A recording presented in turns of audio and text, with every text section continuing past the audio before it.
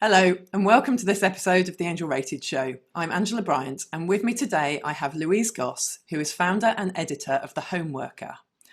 So, Louise, do you want to start by telling us what The Homeworker is? Right. Well, the homeworker, it's a few different things. I think of it as the main product, if you like, is a magazine, a quarterly digital magazine, and we also do an annual print edition. And then we also have our blog, our community, and sort of on Facebook and sort of within the sort of mailing list community that we have. But the idea behind the homeworker is that it's fairly self-explanatory. It's for people who work from home, and it's there to support, encourage, and motivate people who work from home, and basically help people achieve that healthier, happier, more productive lifestyle when they're working from home. Fab. So, tell us a bit about why you started it and the story behind it. Yeah, so the idea for the homeworker began actually quite a few years ago. We actually I launched the first issue back in January 2019, so about 18 months ago now. And I think the idea had been kind of germinating for a little while before I actually launched. And partly, I'd love to say that I could see the horizon and that everybody was going to be working from home. That wasn't actually the case. I could see it as something that more and more people were doing. I could see that more people were wanting to do it and have that flexible working. And I also became really aware of how many small business owners there were and the sort of the variety of people and the things that they were doing, all based at home and all very sort of siloed in their little offices or workspaces. And I really wanted to start talking to those people. Initially, it began just as a way of kind of profiling them and helping to promote them. And so I also wanted to start building a kind of a community around it to help people connect and engage when they were working from home, because obviously it's quite an isolating experience, or certainly can be. And I think from my own experience, I've been working from home and for myself for almost, well, over a decade now.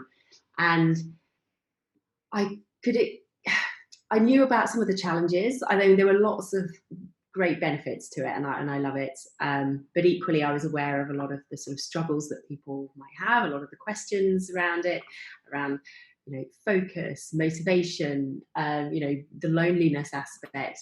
And I just started seeing a magazine as a really good vehicle to kind of answer all those questions, talk to people who do it, find out from them, how they navigate certain challenges. And so this idea kind of started to blossom. And yeah, as I say, I launched the magazine. And the reason it was a magazine, perhaps more than just a blog or something, was that I just really wanted to curate something that kind of looked really, really nice and that people would like to receive, but also there were so many kind of elements and facets to working from home. It's very blurred, those boundaries between work life and home life. And we need to think about our well-being, we need to think about our workspace and our environment, we need to think about our household and how we're communicating with people when we're alone. We need to look at our mental health, of course, and our mindset. So all of those things came together, and that's where I was like, right, and of course productivity as well. So all of those sort of sections, if you like, within the magazine. Sounds like it covers an awful lot. Well, I wanted to take quite a holistic view of homeworking because, as I say, I think we're probably a lot of people now becoming aware of how integrated it is and how it affects. It's not as easy to compartmentalize and just be like, I am at work. When you're working in the same place that you live, things do become quite integrated, quite blurred. So this holistic view is how I sort of saw it work. I wanted to kind of reflect the reality of what it's like to work from home.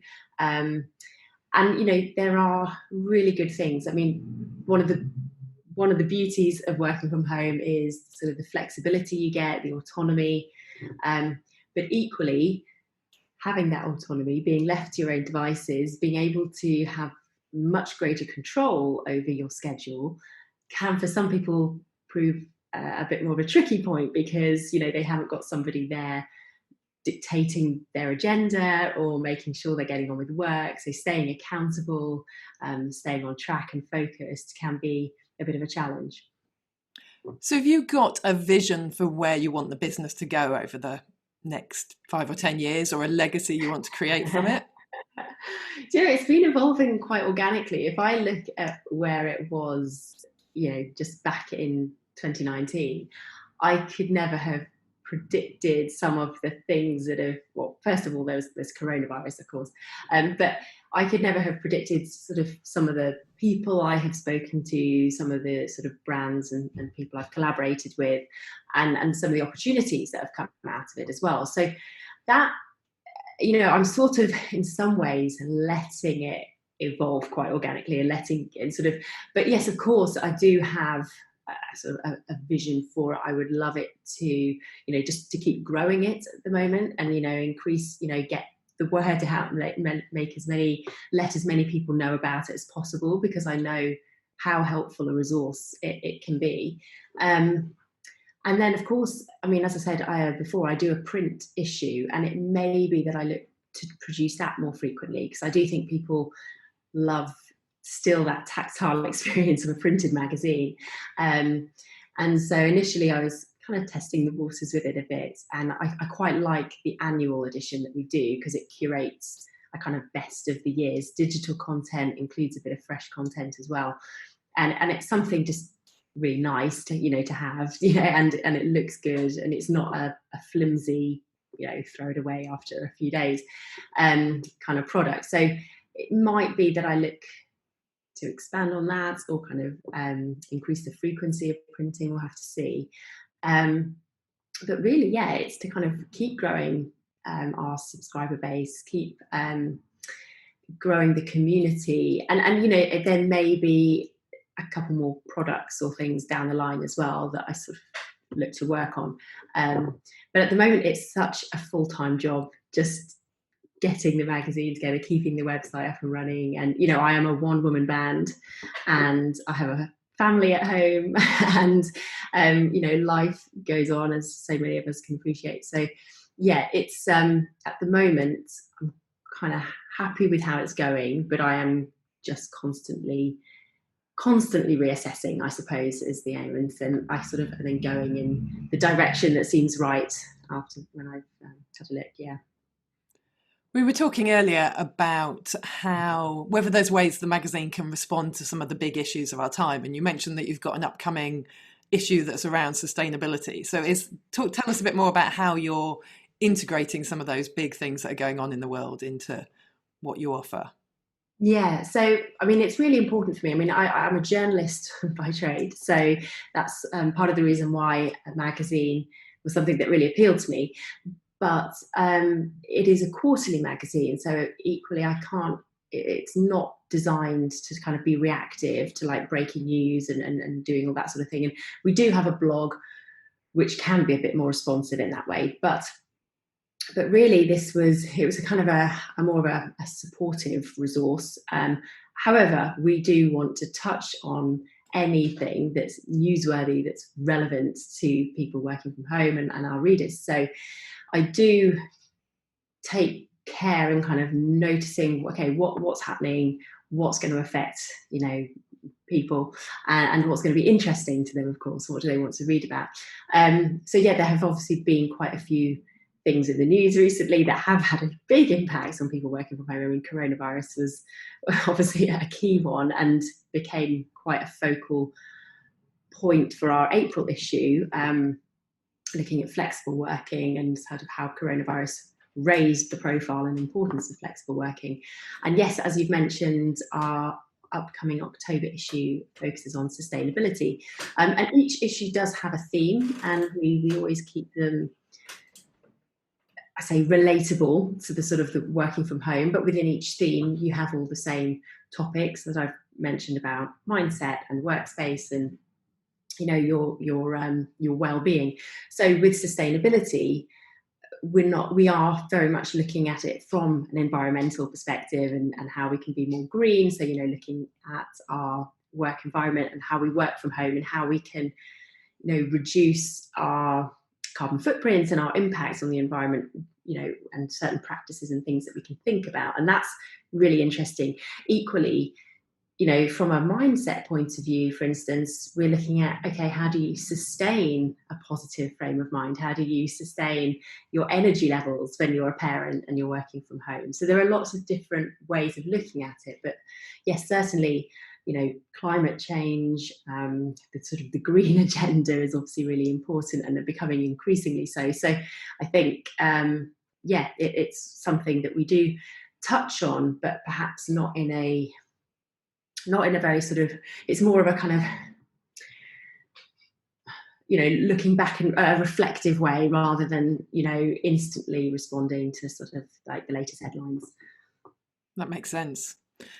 So turning a bit more to you personally, do you want to tell us a bit about your personal values and what drives you? Yeah, sure. So, I mean,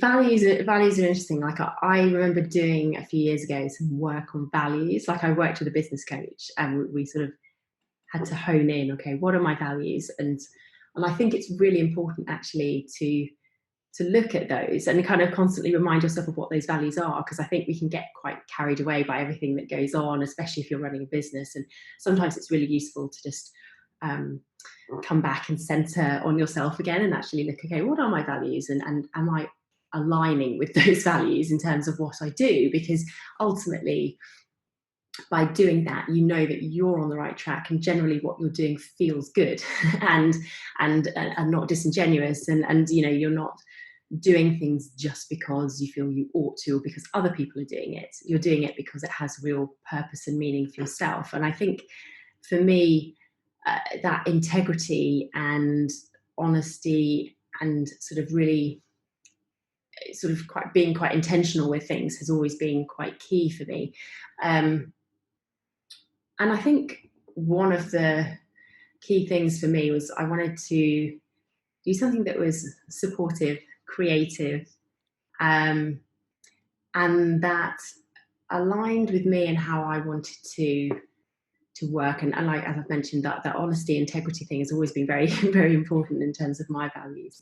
And so again, with the home worker, I am often experiencing and sort of on the same journey as many of the readers, and have the same challenges, but equally, enjoy some of the perks. And so I can be quite sincere and honest, and talk about sort of the things that I'm going through that, are probably very relatable to other people who are reading. So I think that was a big part of it. Creativity is really important for me, and I get that in bucket loads with the magazine, because I get to, write. I do all of the, source a lot of the artwork, and do all the layout and design for the magazine, which I love. And then I think just that sort of being supportive, being, helpful, and offering reassurance to people was really important as well. So that, again, is something that I strive to do in the magazine. I sort of think, okay, well, what are some of the big challenges that people are facing, and who can I speak to? Because, I'm clearly, although I can talk a lot about working from home, and I can know quite a lot about it now, of course, from my own experience, but equally, I'm not the absolute expert on certain topics. So for me, it's all about, okay, who can I speak to who knows so much more on this particular topic? And then it's sharing, it's sort of, condensing that information and sharing that in a way that's, engaging and informative, and hopefully very nice to read and look at as well. It's definitely a very beautiful and informative magazine. I thoroughly enjoy reading it. So, thank you. That's good. So tell us a bit more about, are there any sort of causes that you feel particularly strongly about, even in your personal life, things that either rile you or that you're passionate about? Yeah, it's funny. There are things that I definitely feel passionate about, and I think actually becoming a parent has kind of emphasised a lot of those sort of passions and things that sort of get to me a bit more now. I've never been massively political, and actually, like with the magazine itself, is sort of quite neutral in that sense. But obviously, recently, for instance, in the news, there's been a lot of talk around, the coronavirus, working from home, and these sort of messages about getting back to the office, and then it's like, no, you must stay home and be safe. And some of it's been quite mixed, and sometimes those sorts of things do, because I'm now extremely passionate about advocating for flexible working and the choice to work from home, those sorts of things. Yeah, I do sometimes get a bit annoyed by certain statements that I see coming out, sort of more sensational headlines around, get back to the office, and I'm like, or get back to work, because I think was one of the things. I was like, well, a lot of people are still working. We might not be working in an office, but it's not about getting back to work. It's just we are still working, we're just not working in the office. But sort of on a more personal level, and sort of generally, I think anything to do with children, and kind of really passionate about kind of just that sort of grassroots level. Like, I think so much happens,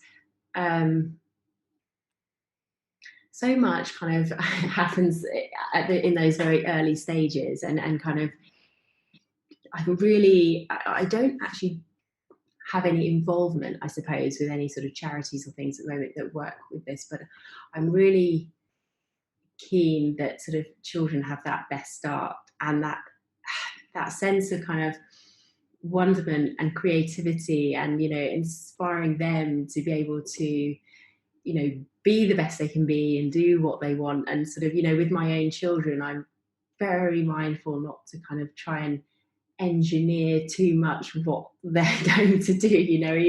I want to be able to nurture their talents and the things that they're really good at and their interests. And I think part of that has been from running my own business, and sort of in the past perhaps feeling as if I ought to be doing something because it was expected of me, rather than because it was a genuine passion and something that I loved. And obviously now I feel like I'm doing that a lot more. And then the other thing that I'm very very passionate about actually is the environment and climate change, and wanting to be as sustainable as possible. So yes, it is handy that this next issue of the magazine is going to look at that as a topic, but it's something that I'm always quite conscious of. And even at home, within our sort of our personal life, we try and do as much as we can, realistically, to try and reduce our things. And that can be from anything from looking at who provides our energy, for instance, to sort of how we recycle, where we buy our food, all those sorts of things. Fab.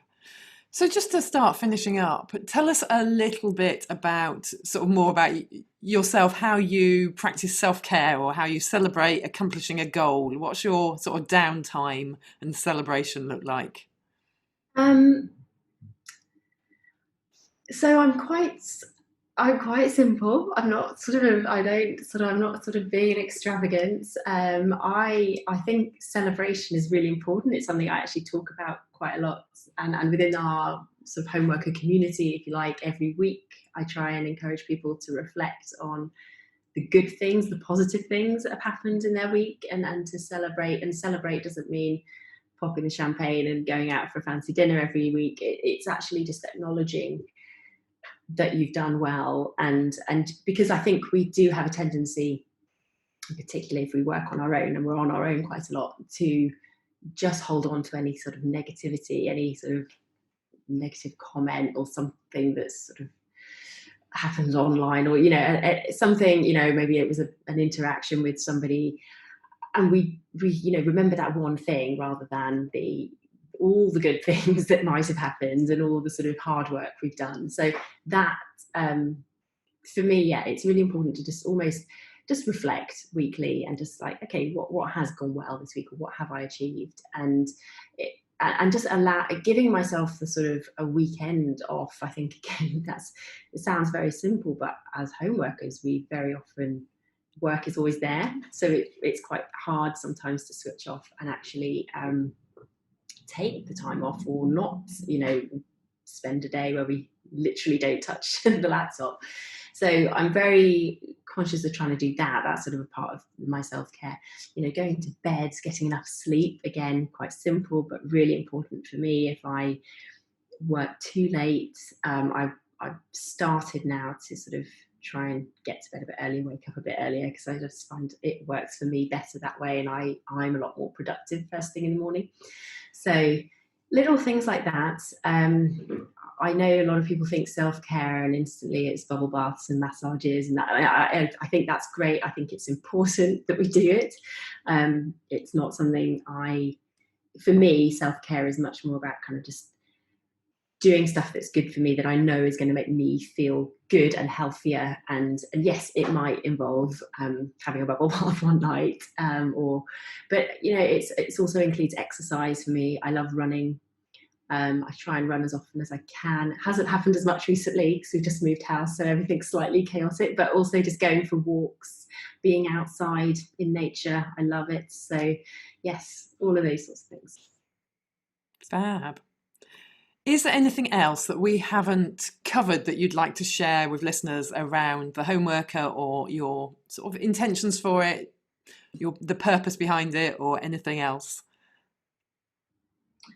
No, I think I probably said everything. But I mean, obviously the thing that I want people to know when they look to subscribe to the magazine or buy their copy is that it's always created with a sense of wanting to support and reassure and inspire, and that really is sort of the aim every time. I ask myself, what would I find helpful or what would I have found helpful when I first started working from home, for instance. And I'm constantly learning myself and picking up on new things. So I think that really is the purpose behind it, and why I'm very sort of careful, I suppose, with the things that I include in the magazine. I get a lot of emails and a lot of pictures and a lot of press releases, and some of them just aren't relevant at the time, or they're not something that I feel would be useful at the time for our readers. So yeah, it's quite there's a lot of decision making that goes on behind the scenes as well. Fab. So where can people find you? So the easiest place is our website, which is thehomeworker.com. We are on Facebook, which is the Homeworker Mag, and on Instagram as well, which is at the Homeworker Mag. Fab. And we will get you added to Angel Rated as well, so that people can find the Homeworker on Angel Rated. Yes, absolutely. You'll get me on there. So thank you ever so much for joining us, Louise. It's been fantastic talking to you and to learn a bit more about the background behind the Homeworker, and your plans for it, and the love and dedication that goes into it that shines through from you. To read the show notes from this episode, you can go to angelrated.com/podcast. And if you enjoyed this episode, I'd love you to subscribe to the show and leave a review on your favourite podcast platform. And don't forget to share this episode with your friends.